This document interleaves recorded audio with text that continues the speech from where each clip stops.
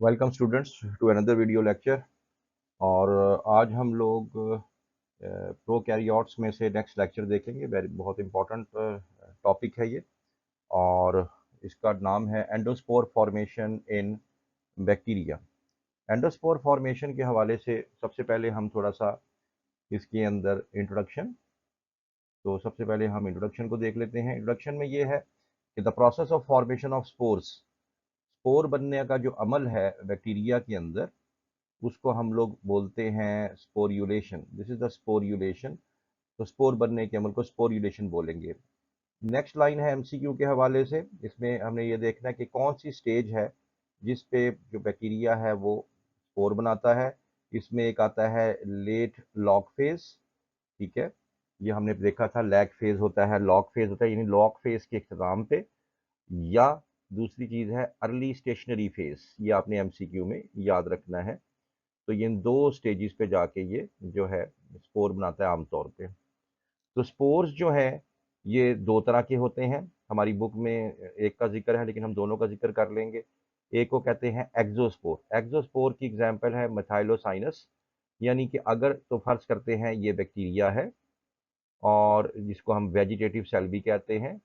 और अगर इसके बाहर की वाली साइड पे, और इसके अगर बाहर वाली साइड पे कोई अगर स्पोर बनता है तो डेफिनेटली वो क्या कहलाएगा, एक्सोस्पोर कहलाएगा।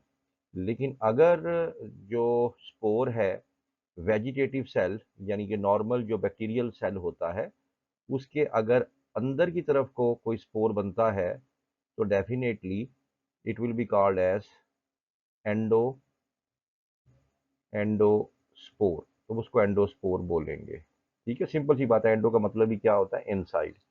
एग्जाम्पल बुक में भी है, ये बैसिलस आ गया, थर्मो एक्टिनोमाइसिस आ गया। तो एक तो ये आप लोगों ने दोनों का डिफरेंस बता देना है कि दोनों में डिफरेंस क्या होगा। नेक्स्ट अगर देखते हैं वो कौन सी कंडीशंस अगर आपसे एमसीक्यू में पूछ लेता है या शॉर्ट क्वेश्चन में पूछ लेता है कि चलें ठीक है बनता है, लेकिन कब बनता है, कंडीशंस क्या है। याद रखें, कोई भी अगर बैक्टीरिया को एक्सट्रीम कंडीशंस मिलती हैं, कोई बुरे बहुत बुरे हालात मिलते हैं, जैसे बैक्टीरिया के इर्द गिर्द टेम्परेचर हाई हो जाता है, डेसिकेशन पानी की कमी हो जाती है, या कोई खतरनाक किस्म के केमिकल उसकी सराउंडिंग्स में आ जाते हैं, तो बैक्टीरिया जो है वो एंडोस्पोर फॉर्मेशन करता है। ठीक है, तो यहाँ लिखा भी हुआ है अनफेवरेबल कंडीशंस।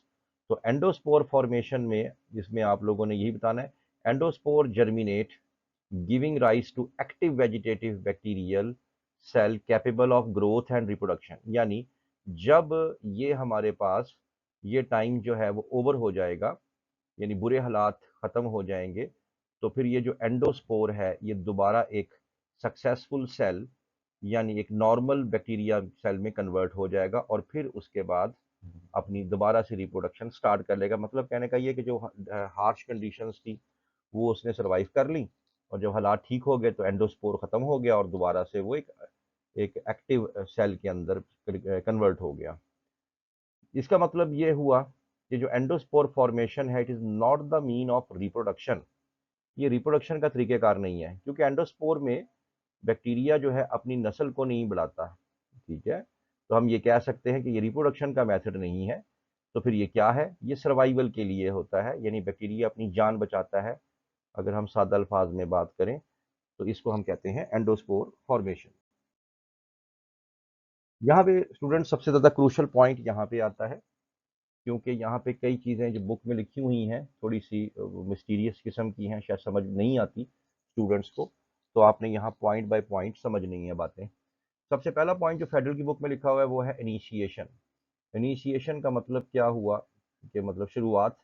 यहाँ पे क्या होता है कि बैक्टीरिया एनकाउंटर अनफेवरेबल, बताया पहले ही बताया कि शुरुआत स्पोर बनने की तब होगी जब हालात जो हैं वो अनफेवरेबल हो जाएंगे, जैसे टेम्परेचर ज़्यादा हो गया। तो इसमें क्या होता है, आप ये डायग्राम को देखें सिर्फ। तो बैक्टीरिया जो है वो अपने जो डीएनए है उनको वो डेप्लीकेट कर लेता है। तो ये आपके सामने है, ये बैक्टीरिया का डीएनए था, ये वाला और ये वाला। तो ये रेप्लिकेट हो गया इनिशिएशन में।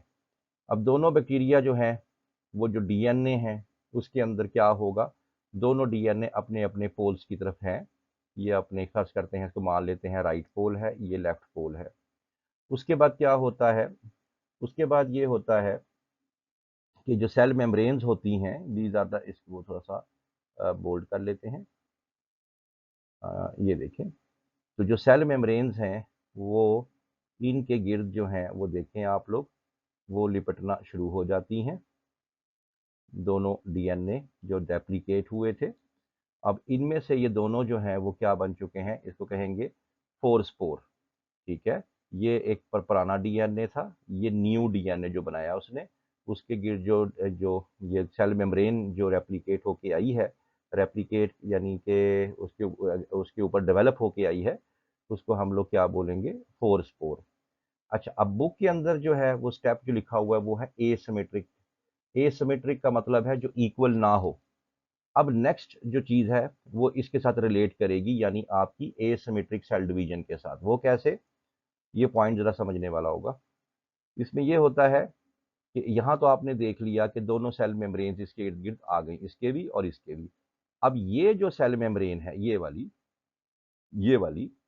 ये जो सेल मेम्ब्रेन है वो इसके इर्द गिर्द भी लिपटना शुरू हो जाएगी, यानी इसके बाहर दो मेम्ब्रेन्स हो जाएंगी।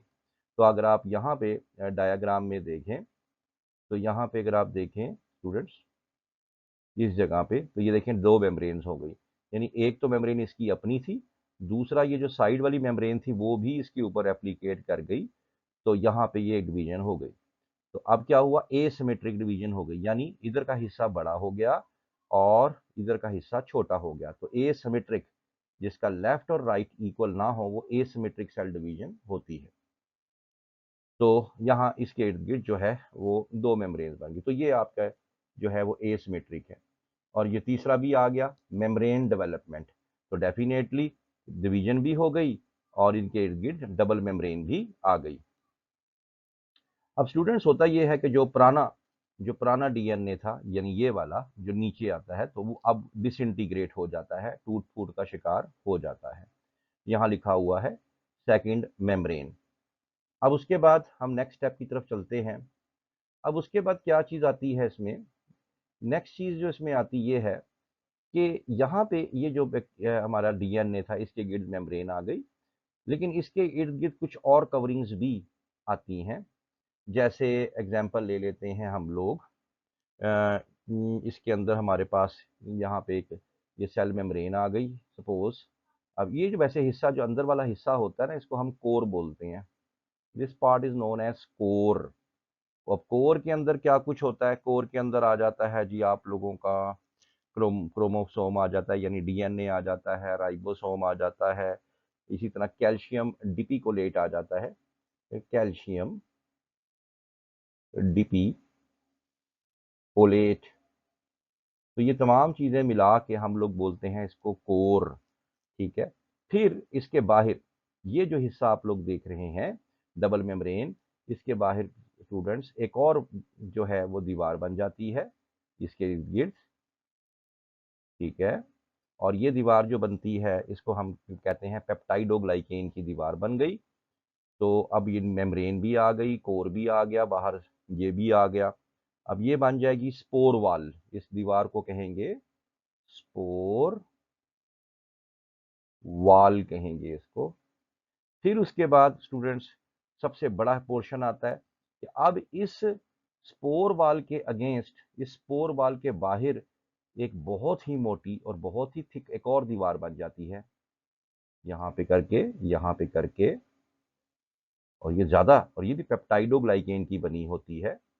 अब इसको कहते हैं कॉर्टेक्स। तो ये हिस्सा हो जाएगा कॉर्टेक्स। ठीक हो गया, अब ये एंडोस्पोर बन रहा है, अंदर ही बन रहा है इसके। फिर लास्टली एक आखिरी लेयर भी बनती है जो कि कॉर्टेक्स के बाहर भी होती है, और ये एक प्रोटीन की बनी होती है। और ये प्रोटीन कैराटिन टाइप प्रोटीन जो होती है, कैराटिन एक प्रोटीन आपने चैप्टर 2 में पढ़ी होगी, उस तरह की प्रोटीन, यानी इनके ऊपर कई लेयर्स आती हैं, तब जाके जो है ये बनता है। तो ये बन गया जिसको हम कहते हैं स्पोर कोट। तो ये स्पोर कोट जो है, ये आप देखें, ये स्पोर कोट बना होता है कैराटिन टाइप प्रोटीन्स का। ठीक है, और इसको हम फिर पूरे स्ट्रक्चर को हम लोग क्या बोलेंगे, एंडोस्पोर। उसके बाद क्या होगा, ये जो वेजिटेटिव सेल है ये ब्रस्ट हो जाएगा और ये जो है अंदर से एंडोस्पोर बाहर आ जाएगा और ये उस टाइम तक इसी कंडीशन में रहेगा, ठीक है, जब तक हालात फेवरेबल नहीं होते। तो यहाँ पे आ गया मेम्ब्रेन डेवलपमेंट। पेप्टाइडोग्लाइकेन की दो लेयर्स मैंने आपको बताई हैं, एक स्पोर वाल होती है और एक बताई थी कॉर्टेक्स, ठीक है, ये दोनों बनी होती है। जबकि स्पोर कोट जो होता है, स्पोर कोट ये प्रोटीन का कैराटिन टाइप, तो ये स्पोर कोट फॉर्मेशन है। तो स्पोर कोट फॉर्मेशन जो है ये पेप्टाइड कैराटिन टाइप प्रोटीन की बनी होती है। मैच्योरेशन में जब तमाम स्ट्रक्चर बन जाते हैं तो इस पूरे स्ट्रक्चर को फिर हम कहते हैं मैच्योर हो गया और उसके बाद यहाँ से ये फट जाएगा और ये क्या बन, ये रिलीज हो जाएगा। तो ये हो जाएगा एंडोस्पोर फॉर्मेशन। लास्टली स्टूडेंट्स, इसमें एक बार फिर आप लोग अगर स्ट्रक्चर का रिव्यू कर लें तो स्ट्रक्चर में देखें, जैसे मैंने आपको कहा था सबसे अंदर वाला पोर्शन कोर, ये देखें, अब तरतीब में आ जाए। अब इसमें डीएनए होता है, इसमें राइबोसोम होता है, ग्लाइकोलिटिक एंजाइम होते हैं, डीपी आपको बताया था डीपी कोलिनेट होते हैं, इसके अंदर कैल्शियम होता है। तो ये कोर के अंदर होता है। फिर अगर आप थोड़ा सा बाहर आए तो आप देखें ये वो मेम्ब्रेन्स हैं जो मैंने आपको बताई थी, जो इसकी गिर्द लिपटी हुई थी। This is the cytoplasmic membrane. फिर उसके बाद आप थोड़ा सा बाहर आए, ये जो लाइटिश पोर्शन है इसको कहते हैं स्पोर वाल। ये बनी होती है नॉर्मल पेप्टाइडोग्लाइकेन की। And the thickest part spore वाल के बाहर ये देखें, ये वाला इसको कहते हैं कॉर्टेक्स, ये भी पेप्टाइडोग्लाइकेन की और ये थिकेस्ट पार्ट होती है। और सबसे बाहर आ जाती है कैराटिन टाइप प्रोटीन और ये आती है स्पोर कोट। तो आपने सीक्वेंस याद रखना है, पहले आ जाएगा कोर, ठीक है, कोर के बाद आ जाएगी मेम्ब्रेन्स, मेम्ब्रेन के बाद आ जाएगी हमारे पास स्पोर वाल, स्पोर वाल के बाद हमारे पास थिकेस्ट पार्ट कॉर्टेक्स और सबसे बाहर वाला जो है वो स्पोर कोट आ जाएगा। तो ये आप लोगों ने स्ट्रक्चर को अगर याद डायग्राम से याद करेंगे तो फिर ये मिक्स भी नहीं होगा। तो स्टूडेंट बहुत शुक्रिया आप लोगों का, थैंक यू वेरी मच। तो इंशाल्लाह ताला फिर मुलाकात होगी नेक्स्ट लेक्चर तक के लिए। तब तक के लिए अल्लाह हाफिज़।